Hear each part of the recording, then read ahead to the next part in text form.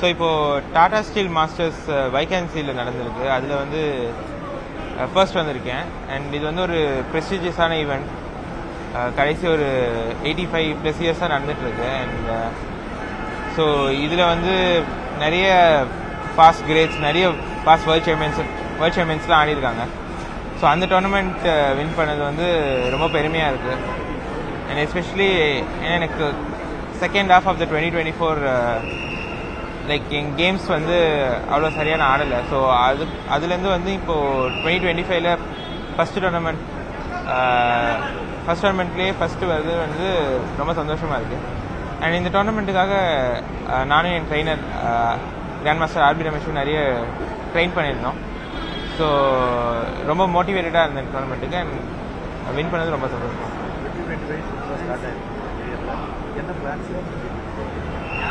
2025 நிறைய டோர்னமெண்ட்ஸ் வருது. For example world cup, grand ஸ்பிளிஸ், இதெல்லாம் வந்து கேண்டிடேட்ஸ் குவாலிஃபிகேஷனுக்கு ரொம்ப இம்பார்ட்டன்ட் டோர்னமெண்ட்ஸ். அது இல்லாமல் நிறைய டோர்னமெண்ட்ஸ் வருது. ஸோ ஒரு எக்ஸைட்டிங் இயராக தான் இருக்கும்.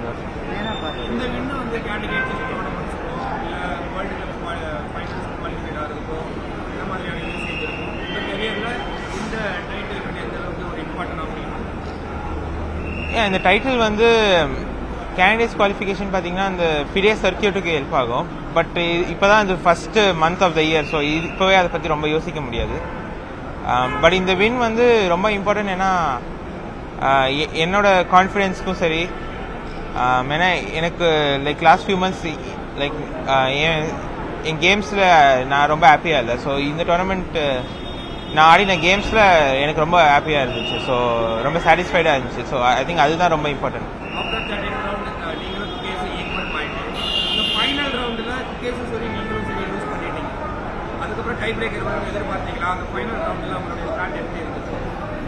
ஃபைனல் ரவுண்ட் பயங்கர டென்ஷனாக இருந்துச்சு.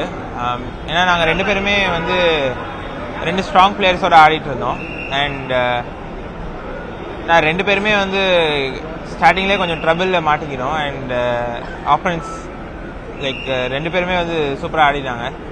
அதுக்கப்புறம் டை பிரேக்கும் ரொம்ப எக்ஸைட்டிங்காக இருந்துச்சு. And I think okay, blitz format like games வந்து முன்ன பின்ன போகலாம். அண்ட் கடைசியாக ஜெயிச்சது சந்தோஷம். டை பிரேக்கர் குக்கேஸ் கூட அப்படின்றப்ப எப்படி ஃபீல் பண்ணீங்க? ஏன்னா தமிழ்நாடுல 2 பெரிய ஜாம்பவான்கள் அந்த மாதிரியான டோர்னமெண்ட்ல, அதுவும் டைட்டில் டெசிஷனுக்கான ஒரு டோர்னமெண்ட்டில் ஃபைனலில் விளையாடுறது ஒட்டுமொத்த தமிழ்நாடுமே செலிப்ரேட் பண்ணாங்க. 2 பேருமே தமிழ்நாடு. ஸோ உங்களுக்கு மைண்ட் செட் எப்படி இருந்துச்சு அந்த இடத்துல? கேஸ் ஆப்பனன்ட் பிளேயர் அப்படின்றப்ப நீங்கள் எப்படி?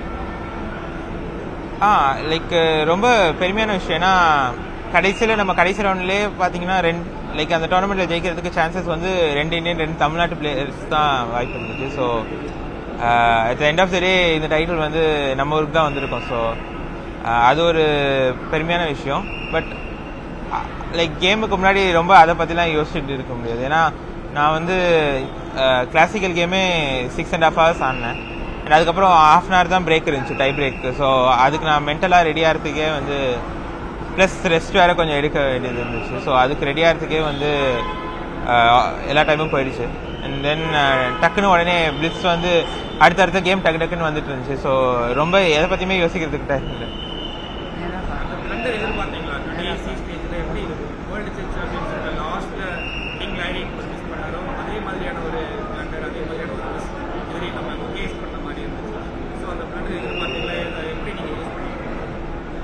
பிளிட்ஸில் வந்து இந்த மாதிரி நடக்கிறது லைக் டக்குன்னு கேம் டர்ன் ஆகும்.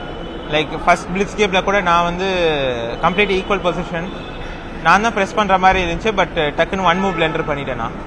ஸோ பிளிட்ஸ் கேம்ஸில் வந்து இந்த மாதிரி தான் ஆகும். லைக் டக்குன்னு லைக் 2 பேருக்கும் ஒரு less than 10 seconds தான் இருந்துச்சு. ஸோ அப்போ வந்து இந்த மாதிரி டேபிள்ஸ் டர்ன் ஆகிறது காமன் தான்.